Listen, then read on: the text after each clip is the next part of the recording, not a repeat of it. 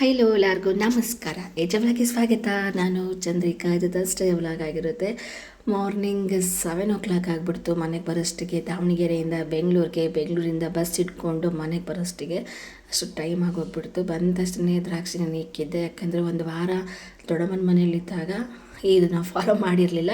ಹಾಗಾಗಿ ಮನೆಗೆ ಬಂದ ತಕ್ಷಣ ದ್ರಾಕ್ಷಿ ಇತ್ತು, ಹಾಗಾಗಿ ನೆನೆಯಿಕ್ಕಿದ್ದೆ. ಒಂದು 7:30 ನೆನೆಯಿಕ್ಕಿದ್ರು. 9:00ವರೆಗೆ ನಾನು ಅದನ್ನು ಮನೆಯವ್ರಿಗೆ ಕೊಟ್ಟಿದ್ದು. ಮನೆಯೆಲ್ಲ ಕ್ಲೀನ್ ಮಾಡಿಕೊಂಡು ಕಿಚನ್ನೆಲ್ಲ ಕ್ಲೀನ್ ಮಾಡ್ಕೊಂಡು ಆದ ನಂತರದಲ್ಲಿ ಮತ್ತೆ ನಾನು ಟಿಫನ್ ಮಾಡಲಿಕ್ಕೆ ಬಂದಿದ್ದು. ಅದಾದ ನಂತರ ನಮ್ಮ ಮನೆಯವರು ಸಹ ಎಳ್ನೀರು ಕುಡ್ಕೊಂಡು ನನಗೂ ಸಹ ಎಳ್ನೀರು ತಂದು ಕೊಟ್ಟರು. ಅದಾದ ನಂತರದಲ್ಲಿ ಟಿಫನ್ ಏನು ಮಾಡೋದು ಅಂದ್ಕೊಂಡು ಮನೆಗೆ ಏನಿರುತ್ತೋ ಅದನ್ನು ಬಳಸಿಬಿಟ್ಟು ಮಾಡಬೇಕಾಗುತ್ತೆ. ಯಾಕಂದರೆ ಬಂದಿದ್ದ ದಿನ ಏನೂ ಹೋಗಿ ತರಲಿಕ್ಕಾಗಲ್ಲ, ಫುಲ್ ಸ್ಟೇನ್ ಆಗೋಗಿರುತ್ತೆ. ಹಾಗಾಗಿ ಮತ್ತು ಇನ್ನೊಂದು ಏನಪ್ಪ ಅಂದರೆ ಕ್ಲಾಸ್ ನೋಡ್ತಾ ಇರ್ಬೋದು. ನಾನು ಸಾಧನಾ ಅಕಾಡೆಮಿಲಿ ಮಂಜುನಾಥ್ ಸರ್ ಕ್ಲಾಸ್ನ ಮಿಸ್ ಮಾಡ್ತಾ ಕೇಳ್ತಿರ್ತೀನಿ. ವಾರದಲ್ಲಿ ಒಂದು 3 ಸರಿನಾದರೂ ಈ ಒಂದು ಕ್ಲಾಸಸ್ಗಳು ಕೇಳ್ತಾ ಇರ್ತೀನಿ. ಅವರು A to Z ಎಲ್ಲ ಕ್ಲಾಸಸ್ಗಳು ಮಾಡಿರ್ತಾರೆ. ಅದು ಕಾಂಪಿಟೇಟಿವ್ ಎಕ್ಸಾಮ್ಸ್ಗೆ ಪ್ರಿಪೇರ್ ಆಗುವಂಥ ಸ್ಟೂಡೆಂಟ್ಸ್ಗಳಿಗೆ ತುಂಬ ಹೆಲ್ಪ್ಫುಲ್ ಆಗುತ್ತೆ ಅಂತಲೇ ಹೇಳ್ಬೋದು. ಇನ್ಕ್ಲೂಡ್ ನನಗೂ ಸಹ ತುಂಬಾ ಖುಷಿಯಾಗುತ್ತೆ. ಇಂಥ ಒಂದು ಅವಕಾಶ ಎಲ್ಲೂ ಇರೋಲ್ಲ. ಯಾಕಂದರೆ ಹಿಂದಿನ ಕಾಲದಲ್ಲೆಲ್ಲ ಈ ಥರ ಎಲ್ಲ ಅವಕಾಶ ಇರ್ತಾ ಇರಲಿಲ್ಲ. ಕ್ಲಾಸಸ್ನೆಲ್ಲ ಫ್ರೀಯಾಗಿ ಮಾಡೋವಂಥದ್ದು ಇರ್ತಾ ಇರಲಿಲ್ಲ. ಈಗ ಅದೆಲ್ಲನೂ ಸಹ ಡಿಜಿಟಲ್ ಯುಗ ಆಗಿರೋದ್ರಿಂದ ಎಲ್ಲನೂ ಸಹ ನಮ್ಮ ಏನಂತಾರೆ ಎಲ್ಲ ನಮ್ಮ ಕೈಗೆ ಸಿಗುವಂಥದ್ದು ಇರುತ್ತೆ. ಮೊಬೈಲೆಲ್ಲ ಎಲ್ಲನೂ ಸಹ ನೋಡ್ಬೋದು.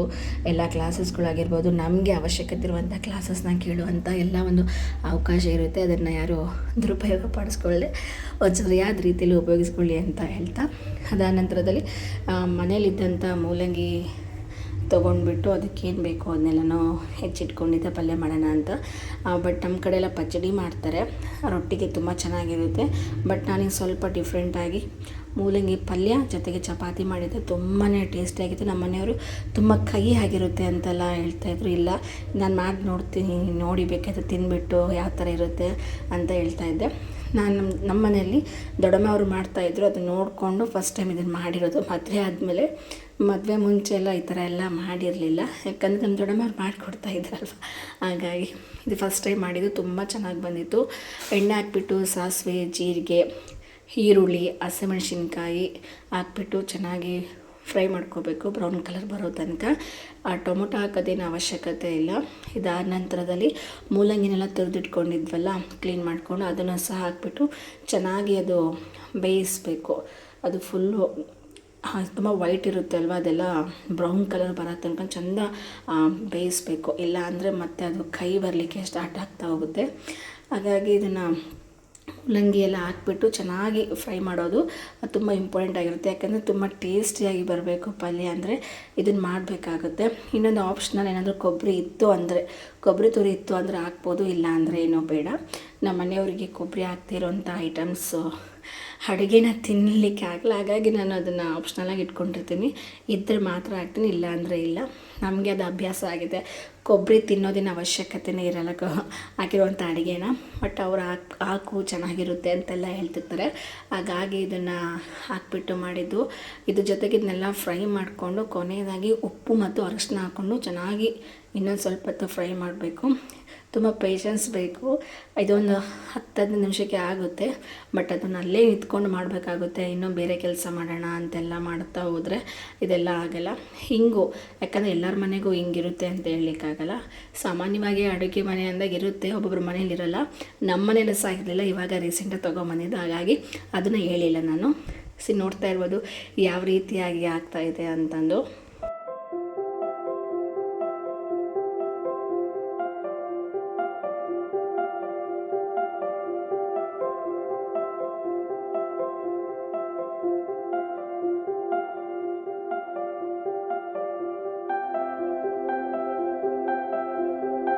ಟಿಫನ್ ಎಲ್ಲ ಮಾಡಿಬಿಟ್ಟು ರೆಡಿ ಮಾಡಿ ಅದಾದ ನಂತರದಲ್ಲಿ ಫ್ರೆಶ್ ಅಪ್ ಎಲ್ಲ ಆಗಿಬಿಟ್ಟು ಪೂಜೆ ಮಾಡಲಿಕ್ಕೆ ಸ್ಟಾರ್ಟ್ ಮಾಡಿದೆ. ಸಪ್ರೇಟಾಗಿ ಇಲ್ಲಿ ದೇವ್ರ ಕೋಣೆ ಏನೂ ಇಲ್ಲ. ನಾವೇ ಶೆಲ್ಫಲ್ಲಿ ದೇವ್ರ ಕೋಣೆ ಮಾಡಿಕೊಟ್ಟಿರೋದು. ಕೆಳಗಡೆ ಬುಕ್ ಇಟ್ಕೊಂಡಿದ್ದೀನಿ, ಮೇಲ್ಗಡೆ ದೇವ್ರ ಸಾಮಾನು ಇಟ್ಕೊಂಡು ಮಧ್ಯದಲ್ಲಿ ದೇವ್ರಿಗೆ ಪೂಜೆ ಮಾಡೋತ್ತಿರ ಪೂಜೆ ಸಾಮಾನೆಲ್ಲ ಇಟ್ಕೊಂಡಿದ್ದೀನಿ, ಫೋಟೋಸ್ ಎಲ್ಲ ಜೊತೆಗೆ. ಇದಾದಮೇಲೆ ಎಲ್ಲ ಪೂಜೆ ಎಲ್ಲ ಆಯಿತು. ಅವರು ಟಿಫನ್ ಮಾಡ್ಕೊಂಡು ಕೆಲಸಕ್ಕೆ ಹೋದರು. ಮತ್ತು ನಾನು ಈವ್ನಿಂಗಿಂದ ವ್ಲಾಗ್ ಸ್ಟಾರ್ಟ್ ಮಾಡ್ಕೊಂಡಿದ್ದೀನಿ. ನಮ್ಮ ಮನೆಯವರು ಸಹ ಬಂದರು, ಒಂದು 6 o'clock ಬಂದರು. ಫ್ರೆಶ್ ಅಪ್ ಎಲ್ಲ ಆಗಿಬಿಟ್ಟು ಇಬ್ಬರು ಸಹ ದೇವಸ್ಥಾನಕ್ಕೆ ಹೋಗಿ ಬರೋಣ ಅಂದ್ಕೊಂಡು ದೇವಸ್ಥಾನಕ್ಕೆ ಹೋಗಿದ್ವಿ. ಗುರುವಾರ ಆಗಿರೋದ್ರಿಂದ ಕಡೆ ಕಾರ್ತಿಕ್ ಕಾರ್ತಿಕ ಅಂತ ಹೇಳ್ತಾರೆ, ದೀಪೋತ್ಸವ ತುಂಬಾ ಚೆನ್ನಾಗಿ ಮಾಡಿದ್ರು. ಇಲ್ಲೆಲ್ಲ ನೀವು ನೋಡ್ತಾ ಇರ್ಬೋದು ಎಷ್ಟು ಚೆನ್ನಾಗಾಗಿದೆ, ಅಲಂಕಾರ ಎಲ್ಲ ಎಷ್ಟು ಚೆನ್ನಾಗಿ ಮಾಡಿದ್ದಾರೆ ಅಂತಂದು ತುಂಬಾ ಖುಷಿ ಇತ್ತು ಇವತ್ತು ನಾವು ಹೋಗಿದ್ದು.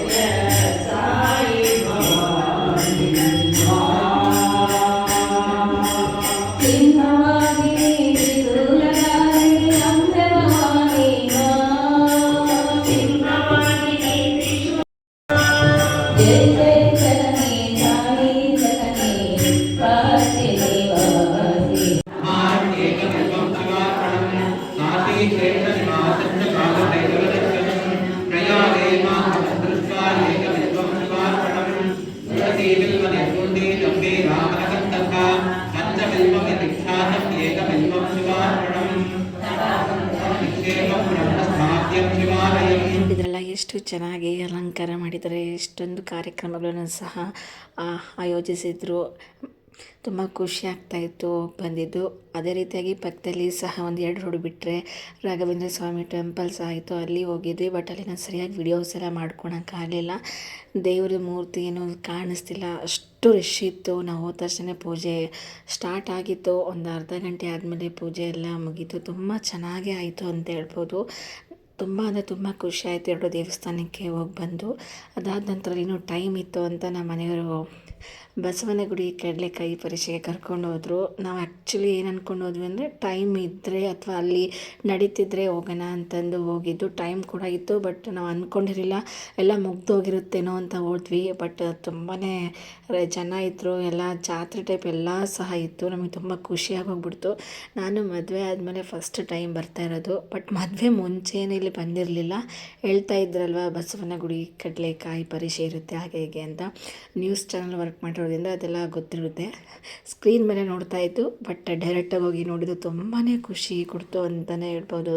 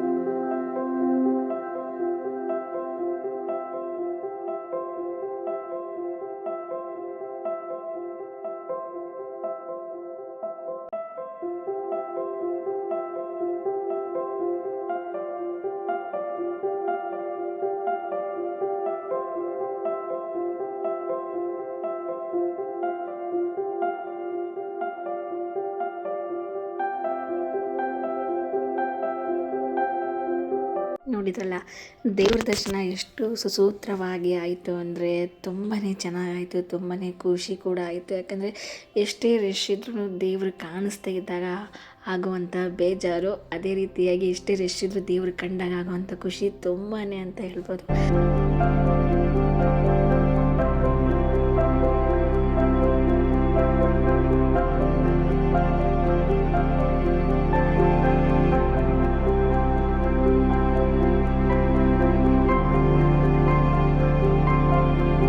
ದೇವ್ರ ದರ್ಶನ ಎಲ್ಲ ಮುಗಿಸ್ಕೊಂಡು ಮನೆಗೆ ಏನೇನು ಬೇಕು ಐಟಮ್ಸ್ ಎಲ್ಲ ಕಾಣಿಸ್ತಾ ಇತ್ತು ಕಣ್ಣಿಗೆ. ಎಲ್ಲನೂ ತೊಗೋಬೇಕು ಅಂತ ಅನಿಸ್ತಿತ್ತು, ಬಟ್ ಎಲ್ಲನೂ ತೊಗೊಳ್ಲಿಕ್ಕೆ ಆಗಲ್ವಲ್ಲ. ಕೆಲವೊಂದು ಐಟಮ್ಸ್ ತುಂಬಾ ನೀಡಿರುವಂಥದ್ದು, ಜೊತೆಗೆ ತುಂಬ ಕಡಿಮೆ ರೇಟ್ಗೆ ಸಿಗುವಂಥ ಐಟಮ್ಸು ಸಿಕ್ಕಾಗ ತುಂಬಾ ಖುಷಿ ಅಂತ ಹೇಳ್ಬೋದು. ಅದು ಸಿಕ್ಕಾಗ ಏನೇ ಇದ್ರೂ ಅದು ತಗೋಬೇಕು ಅಂತ ಅನ್ನಿಸ್ತಾ ಇತ್ತು. ಈ ಲೈಟಿಂಗ್ಸ್ ನಂಗೆ ತುಂಬಾ ಇಷ್ಟ ಆಯಿತು, ಹಾಗಾಗಿ ನಮ್ಮ ಮನೆಯವರು ಓಕೆ ತಗೋ ಅಂತ ಹೇಳಿದರು. ತೊಗೊಂಡ್ವಿ, ತುಂಬಾ ಚೆನ್ನಾಗಿತ್ತು. ಮನೆಗೆ ಬಂದು ಹಾಕಿದಾಗ ಎಷ್ಟು ಚೆನ್ನಾಗಿ ಕಾಣಿಸ್ತಾ ಇತ್ತು ಅಂದರೆ ಅದು ದೇವಸ್ಥಾನ ಕೆಳಗಡೆ ಇತ್ತು, ಹಾಗಾಗಿ ತೊಗೊಂಡು ಬಂದ್ವಿ. ಅದಾದ ನಂತರದಲ್ಲಿ ಪ್ರಸಾದ ಕೂಡ ಕೊಡ್ತಾಯಿದ್ರು. ಪ್ರಸಾದ ಅಂತೂ ಏನು ಮಿಸ್ ಮಾಡಿದ್ರು, ಪ್ರಸಾದ ಅಂತೂ ಮಿಸ್ ಮಾಡಲ್ಲ. ಬಟ್ ನಮ್ಮ ಮನೆಯವರು ನಾನು ಲೈನಲ್ಲಿ ನಿಂತ್ಕೊಳ್ಳೋಣ ಅಂತ ಹೋದರೆ ಅವರು ಡೈರೆಕ್ಟಾಗಿ ನುಗ್ಗಿಬಿಟ್ರು ಪ್ರಸಾದಕ್ಕೆ. ನನಗೆ ಸ್ವಲ್ಪ ಮುಜುಗರ ಅನಿಸುತ್ತೆ, ಬಟ್ ಅವರು ಆ ರೀತಿ ಏನೂ ಇಲ್ಲ, ತಗೋಬೇಕು ತಿನ್ನಬೇಕು ಅನ್ನೋದು ಅವ್ರಿಗೆ ಏನೂ ಅನಿಸಲ್ಲ. ಅದು ಒಂದು ಗುಣ ನಂಗೆ ತುಂಬಾ ಇಷ್ಟ ಆಗುತ್ತೆ. ಪ್ರಸಾದ ತಿಂದು ಅದಾದ ನಂತರದಲ್ಲಿ ಏನೇನು ಕಾಣಿಸ್ತಾ ಇತ್ತು ಕಣ್ಣಿಗೆ, ಎಲ್ಲನೂ ತೊಗೋಬೇಕು ಅನ್ನಿಸ್ತಿತ್ತು. ನಮ್ಮ ಮನೆಯವ್ರು ಕೇಳಿದೆಲ್ಲ ಕೊಡಿಸ್ತಾಯಿದ್ರು, ತುಂಬ ಖುಷಿ ಆಗ್ತಿತ್ತು. ನಾನು ಮದುವೆ ಆಗಿದ್ದೀನಿ ಅಂತ ಅನ್ನಿಸ್ತಾನೆ ಇರಲಿಲ್ಲ ನನಗೆ. ಒಳ್ಳೆ ಬಾಯ್ ಫ್ರೆಂಡ್ ಜೊತೆಗೆ ಬಂದಿದ್ದೀನಿ ಅನ್ನೋ ಫೀಲ್ ಜಾಸ್ತಿ ಇರ್ತಿದ್ದು, ಬಟ್ ಸಿಕ್ಕಾಪಟ್ಟೆ ಖುಷಿ ಇತ್ತು ಈ ದಿನ ಅಂತಲೇ ಹೇಳ್ಬೋದು. ನೋಡ್ತಾ ಇರ್ಬೋದು, ನಾನು ಕೇಳಿದ್ದೆಲ್ಲ ಕೊಡಿಸಿದ್ರು ಅವ್ರು ನನಗೆ. ನೋಡ್ತಾ ಇರ್ಬೋದು, ನಾನೇನು ಹೇಳೋದು ಬೇಡ, ಎಲ್ಲನೂ ಸಹ ಕಣ್ಣಿಗೆ ಕಟ್ಟಿದಂಗೆ ವಿಡಿಯೋನ ಶೂಟ್ ಮಾಡ್ಕೊಂಡಿದ್ದೀನಿ. ತುಂಬ ಖುಷಿ ಅಂತಲೇ ಹೇಳ್ಬೋದು. ಮುಂಚೆ ಎಲ್ಲ ಜಾತ್ರೆ ಟೈಮಲ್ಲಿ ಊರಲ್ಲೆಲ್ಲ ನಮ್ಮ ಅಮ್ಮನಿಗೆ ಹಠ ಮಾಡ್ತಾಯಿದ್ದೆ, ದೊಡ್ಡಮ್ಮನಿಗೆ ಹಠ ಮಾಡ್ತಾಯಿದ್ವಿ, ಅದನ್ನು ಕೊಡಿಸು ಇದನ್ನು ಕೊಡಿಸು ಅಂತ. ಅವ್ರು ಸುಮ್ಮನೆ ದರ ಹೇಳ್ಕೊಂಡು ಬರ್ತಾಯಿದ್ರು. ಬಟ್ ನಾನೀಗ ಕೇಳಿದ ತಕ್ಷಣ ನಮ್ಮ ಮನೆಯವರೆಲ್ಲ ಕೊಡಿಸ್ತಾಯಿದ್ರು. ಅವರು ನನ್ನ ಜೊತೆಗೆ ಮಕ್ಕಳಾಗಿ ಹೋಗ್ಬಿಟ್ಟಿದ್ರು, ಇಬ್ಬರು ಸಹ ಮಕ್ಕಳಾಗಿ ಹೋಗಿದ್ವಿ ಅಂತಲೇ ಹೇಳ್ಬೋದು. ಇದು ನಮ್ಗೆ ಹುಟ್ಟೋ ಮಗು ಬಗ್ಗೆ ಹೇಳೋಕ್ಕೆ ಆಗಲ್ಲ ಈಗ, ಅಷ್ಟು ಇದು ಅನಿಸುತ್ತೆ. ಬಟ್ ಸಿಕ್ಕಾಬಟ್ಟೆ ಖುಷಿಯಾಗಿತ್ತು ಈ ದಿನ ಅಂತಲೇ ಹೇಳ್ಬೋದು. ಬಟ್ ನನಗೆ ಈ ಒಂದು ಜೋಕಲ್ಲಿ ಆಡೋಕ್ಕೆ ಇಷ್ಟ ಆಗ್ತಿರ್ಲಿಲ್ಲ. ನಮ್ಮ ಮನೆಯವರೇ ಸಹ ಫೋರ್ಸ್ ಮಾಡಿ ಆಡಿಸಿದ್ರು, ನೋಡ್ತಾ ಇರ್ಬೋದು. ಬಟ್ ಅವರೇ ಭಯಪಡ್ತಿದ್ರು, ನಾನೇ ಭಯಪಡ್ತಿರಲಿಲ್ಲ. ತುಂಬಾ ಎಕ್ಸೈಟ್ಮೆಂಟ್ ಇತ್ತು ಅದು ಆಡುವಾಗ, ತುಂಬ ಖುಷಿ ಇತ್ತು. ಅಲ್ಲೇ ಆದ್ರೂ ಸಹ ಅಲ್ಲೇ ಸ್ವಲ್ಪ ಭಯ ಇತ್ತು, ಯಾಕಂದರೆ ಆ ಮರಕ್ಕೆ ಸ್ವಲ್ಪ ಟಚ್ ಆಗ್ತಾ ಇತ್ತು ಅನ್ನೋ ಭಯ ತುಂಬಾ ಕಾಡ್ತಾ ಇತ್ತು. ಬಟ್ ಏನಾದರೂ ಈ ಒಂದು ಬೆಸ್ಟ್ ಮೂಮೆಂಟ್ ಅಂತಲೇ ಹೇಳ್ಬೋದು ನಮಗೆ ನಮ್ಮ ಲೈಫಲ್ಲಿ. ಯಾಕಂದರೆ ನಮ್ಮ ಮನೆಯವರು ಚಿಕ್ಕ ಒಂದು ಖುಷಿನ ತುಂಬ ದೊಡ್ಡದಾಗಿ ಸೆಲೆಬ್ರೇಟ್ ಮಾಡ್ತಾರೆ. ಅದೇ ಒಂದು ಖುಷಿ ವಿಚಾರ ಅಂತಲೇ ಹೇಳ್ಬೋದು.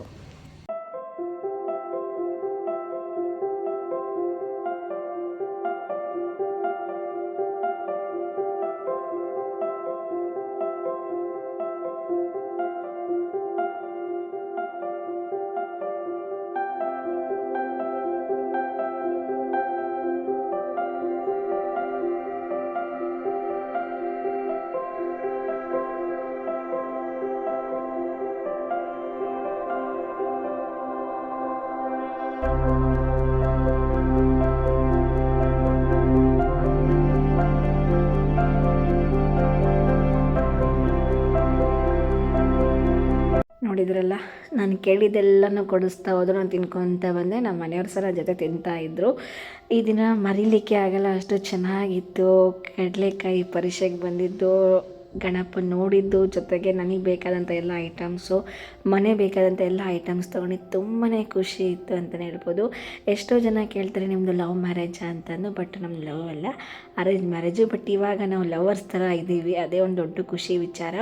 ನಮ್ಮಿಬ್ಬರು ಮಧ್ಯೆ ಒಂದು ಬಾಂಡಿಂಗ್ ಬೆಳಿಲಿಕ್ಕೆ ಸಾಧ್ಯ ಏನಪ್ಪ ಅಂದರೆ, ನಾವು ಅವಾಗವಾಗ ಹೊರಗಡೆ ಎಲ್ಲ ಓಡಾಡ್ತಿರ್ತೀವಿ. ಒಂದು ಚಿಕ್ಕ ಪುಟ್ಟ ವಿಚಾರಕ್ಕೂ ನಾವು ಜಗಳ ಆಡ್ತಿರ್ತೀವಿ, ಬಟ್ ಆದರೂ ಸಹ ನಮ್ಮಿಬ್ಬರ ಮಧ್ಯೆ ಒಂದು ಬಿಗ್ ಅಂಡರ್ಸ್ಟ್ಯಾಂಡಿಂಗ್ ಇದೆ ಅಂತಲೇ ಹೇಳ್ಬೋದು. ಬಸವನಗುಡಿ ಕಡಲೆಕಾಯಿ ಪರೀಕ್ಷೆ ಕರ್ಕೊಂಡು ಹೋಗಿದ್ರು. ಅಲ್ಲಿ ಸಖತ್ತಾಗಿ ಶಾಪಿಂಗ್ ಮಾಡಿಕೊಂಡು ಟೆಂಪಲ್ ಎಲ್ಲ ಸುತ್ತಾಡ್ಕೊತ ತುಂಬಾ ಖುಷಿ ಇತ್ತಂತೇಳಿ. ಮದುವೆ ಆದಮೇಲೆ ಫಸ್ಟ್ ಟೈಮ್ ನಾನು ಅಲ್ಲಿಗೆ ಹೋಗಿದ್ದು. ಮದುವೆ ಮುಂಚೆ ನಾನು ಹೋಗಿರಲಿಲ್ಲ, ಮದುವೆ ಆದಮೇಲೆ ಫಸ್ಟ್ ಟೈಮ್ ಹೋಗಿದ್ದು. ತುಂಬ ಖುಷಿ ಇತ್ತು. ಸುಮ್ಮನೆ ಹೋಗಿ ಹಂಗೆ ಬರೋಕ್ಕಾಗುತ್ತಾ, ಹಸ್ಬೆಂಡ್ ಜೊತೆಗೆ ಹೋದಾಗ ಏನಾದರೂ ಪರ್ಚೇಸ್ ಮಾಡಲೇಬೇಕಾಗುತ್ತಲ್ವ. ಹಾಗಾಗಿ ಕೆಲವೊಂದು ಮನೆಗೆ ಏನೇನು ಬೇಕಾಗುತ್ತೆ ಕೆಲವೊಂದಿಷ್ಟು ಐಟಮ್ಸ್ ತೊಗೊಂಬಂದಿದ್ದೀನಿ. ಅದನ್ನು ಏನೇನು ತಂದಿದ್ದೀನಿ ಅಂತ ನಾನು ನಿಮ್ಮ ಮುಂದೆ ತೋರಿಸ್ತೀನಿ ಬನ್ನಿ.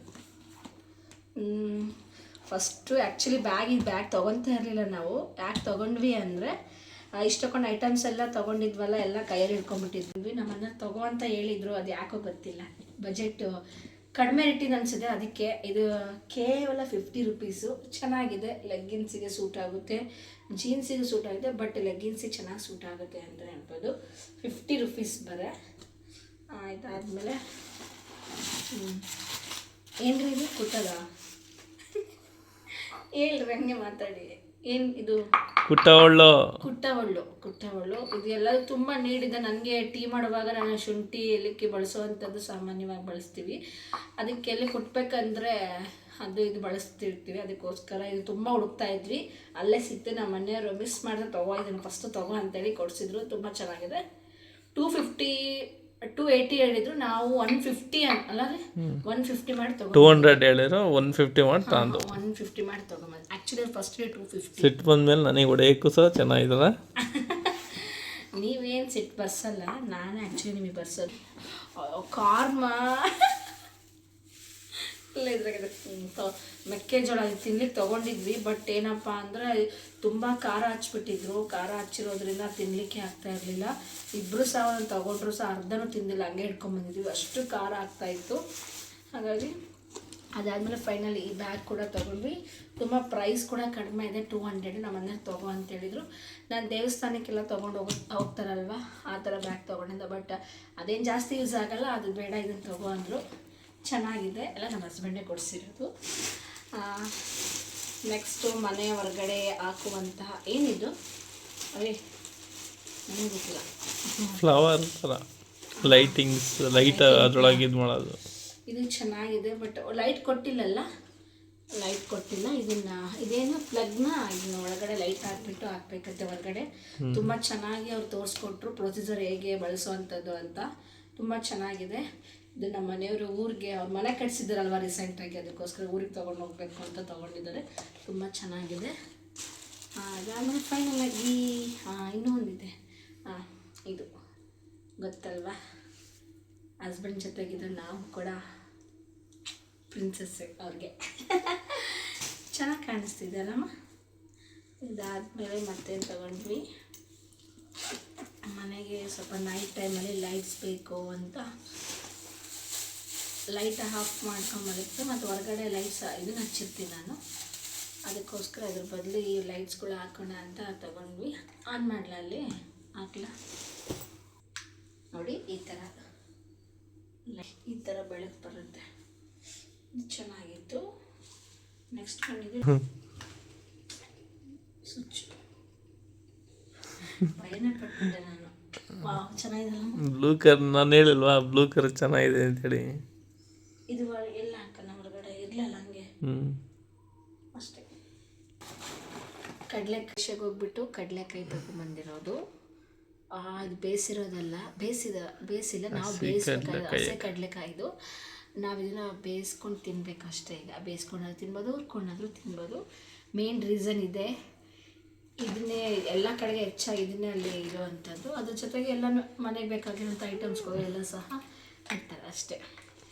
ಸೊ ಇದಾಗಿತ್ತು ನನ್ನ ಕಡಲೆಕಾಯಿ ಪರಿಚಯ ಒಂದು ವ್ಲಾಗ್.